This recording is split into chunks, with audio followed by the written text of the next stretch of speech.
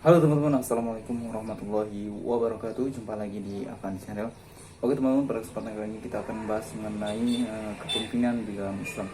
Nah, jadi buat teman-teman yang baru gabung di channel ini, jangan lupa klik tombol like dan subscribe-nya. Karena like dan subscribe itu gratis. Baik, yang pertama kita akan membahas mengenai kepemimpinan dalam Islam. Nah, jadi kepemimpinan dalam Islam itu ialah sebuah kepemimpinan yang berada di jalan Allah atau berada di jalan yang benar. Jadi oleh karena itu pemimpin itu haruslah orang yang paling tahu tentang hukum Allah. Setelah yang terdahulu yaitu para imam atau khalifah tiada, kemudian pemimpinan itu harus dipegang oleh para fakih yang memenuhi syarat syariat. Nah, jadi seperti itu. Kepemimpinan itu ialah kepemimpinan dalam Islam itu adalah kepemimpinan yang berdasarkan hukum Allah Subhanahu wa taala. Kemudian ada kriteria pemimpin menurut Islam. Yang pertama yaitu beriman. Jadi dalam Islam itu kriteria pemimpin dalam Islam itu yaitu orang yang beriman. Yang kedua yaitu beramal soleh. Nah, jadi itu ya, beramal soleh. Kemudian memiliki niat yang lurus. Nah, jadi seorang pemimpin dalam Islam itu harus memiliki niat yang lurus. Kemudian tidak meminta jabatan dan juga berpegang teguh pada hukum Allah Subhanahu wa taala dan juga memutuskan perkara dengan adil, tidak menerima hadiah, tegas dalam memimpin dan bersifat lemah lembut. Nah, itu jadi tadi beberapa kriteria pemimpin menurut Islam. Nah, kemudian juga jika dilihat dalam kaitannya dengan ajaran Islam, kepemimpinan berarti kegiatan memimpin, mengarahkan dan menunjukkan jalan kepada Allah Subhanahu wa taala. Itu tadi ya.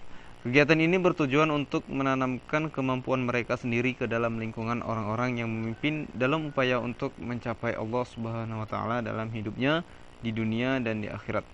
Dalam hal ini Allah Subhanahu wa taala berfirman, "Segala puji bagi Allah yang telah memimpin kami kepada surga ini. Dan kami sekali-kali tidak akan mendapat petunjuk kalau Allah tidak memberi kami petunjuk." Nah, jadi segala sesuatu itu intinya Allah yang memberikan kita petunjuk. Kemudian kalau dilihat dari perspektif geologis, kepemimpinan itu adalah kegiatan yang mempengaruhi perilaku orang lain dalam bertujuan untuk mencapai tujuan tertentu. Nah, itu tadi ya. Dalam perspektif geologis, kepemimpinan itu adalah kegiatan yang mempengaruhi perilaku orang lain. Kemudian ada tujuan untuk mencapai tujuan tertentu. Dalam konteks ajaran Islam, kepemimpinan itu berarti bahwa suatu kegiatan membimbing. Nah, ini dalam konteks agama Islam. Kemudian memimpin dan menunjukkan jalan Allah Subhanahu wa taala. Nah, itu tadi ya. Kemudian kepemimpinan Islam dasar. Jadi ada dasar kepemimpinan Islam itu. Yang pertama yaitu fondasi tauhid. Nah, jadi ini adalah fondasi tauhid yang pertama, tauhid. Yang kedua yaitu fondasi kesetaraan manusia. Yang ketiga yaitu fondasi persatuan Islam. Dan yang keempat yaitu fondasi nasihat tentang konsensus atau kedaulatan rakyat. Kemudian yang kelima, dasar keadilan dan kesejahteraan untuk semua. Nah, ini tadi kepemimpinan Islam dasar. Kemudian kita juga harus mengetahui bagaimana cara Rasulullah menjadi seorang pemimpin. Karena ini kan kepemimpinan dalam Islam. Nah, jadi cara Rasulullah menjadi seorang pemimpin itu, Rasulullah itu mempunyai 4 sifat kepemimpinan yang dimiliki oleh Rasulullah, yang itu merupakan kunci sukses dakwahnya Rasulullah SAW. Apa itu 4 kunci suksesnya dakwah Rasulullah itu? Yang pertama yaitu siddiq. Nah, jadi Rasulullah SAW itu mempunyai sifat siddiq ya, yang artinya yaitu bersikap jujur. Nah, jadi jika kita menjadi seorang pemimpin itu harus memiliki sifat yang jujur. Nah, yang kedua yaitu amanah. Arti amanah di sini ialah dapat dipercaya. Nah, jadi seorang pemimpin itu harus memiliki sifat amanah. Artinya kita itu dapat dipercaya oleh orang lain. Yang kemudian yang ketiga yaitu tablik, mengomunikasikan pesan kebenaran. Artinya harus benar yang kita sampaikan. Nah, yang keempat yaitu fatonah, intelek dan cerdas. Nah, jadi bagi seorang pemimpin itu harus memiliki sifat intelek atau cerdas. Nah, itu tadi beberapa sifat kepemimpinan Rasulullah yang bisa kita terapkan kepada kita jika nanti kita menjadi seorang pemimpin atau akan menjadi seorang pemimpin, agar kita bisa menjadi pemimpin yang baik dalam Islam, yaitu yang pertama yaitu ada sidik, amanah, tablik, dan fatonah. Nah, kemudian kita akan membahas beberapa pertanyaan yang masuk dari teman-teman yang sudah mengirim pertanyaan di lokal karena ini merupakan tugas yang dibuat untuk pembelajaran hadis tarbawi.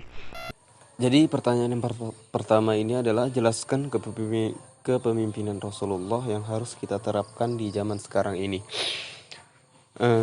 Jadi intinya jika kita ingin menjadi seorang pemimpin, minimal kita harus mempunyai 4 sifat yang dimiliki oleh Rasulullah ini.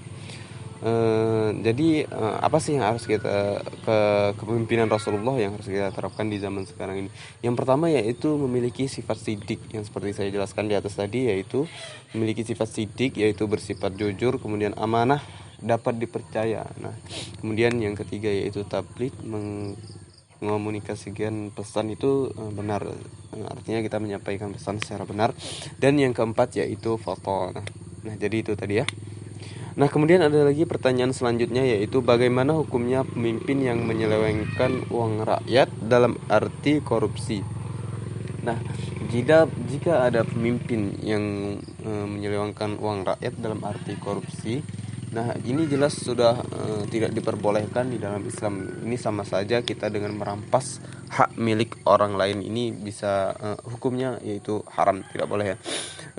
Dan juga di sini ada pertanyaan lanjutannya, dan seperti apa pemimpin yang baik dalam Islam. Nah, jadi pemimpin yang baik dalam Islam itu minimal mempunyai 4 sifat yang dimiliki Rasulullah yang seperti saya jelaskan di atas tadi. Nah, kemudian pertanyaan selanjutnya, para pemimpin negara ini kan banyak sekali godaan untuk korupsi. Cara menghindari dari hal tersebut bagaimana? Nah, jadi sebagai pemimpin yang Islam yang kita harus bisa menghindari hal-hal yang seperti tadi yang disebutkan di sini, yaitu korupsi. Nah, intinya kita itu harus memiliki iman yang kuat, iman yang teguh, iman yang kokoh, agar kita tidak terjerumus ke dalam hal-hal tersebut. Dan juga jika kita menjadi seorang pemimpin, kita harus luruskan niat kita karena Allah Subhanahu wa taala, bukan karena kita ingin mencari uang di dalam atau memperkaya diri ketika kita menjabat sebagai seorang pemimpin. Nah, jadi intinya luruskan niat kita dan tanamkan iman yang kuat di dalam diri kita. Nah, itu sekedar saran dari saya untuk bagaimana cara menghindari godaan-godaan korupsi. Kemudian itulah tadi beberapa pertanyaan yang bisa saya jawab dan akan saya simpulkan. Jadi dari seluruh pertanyaan yang ada tadi dapat saya simpulkan, dan dari penjelasan saya juga, bahwasannya jika kita ingin menjadi seorang pemimpin, kita harus mempunyai 4 sifat yang dimiliki oleh Rasulullah SAW. Yang pertama adalah sidik, kemudian amanah, tablik, dan fatonah.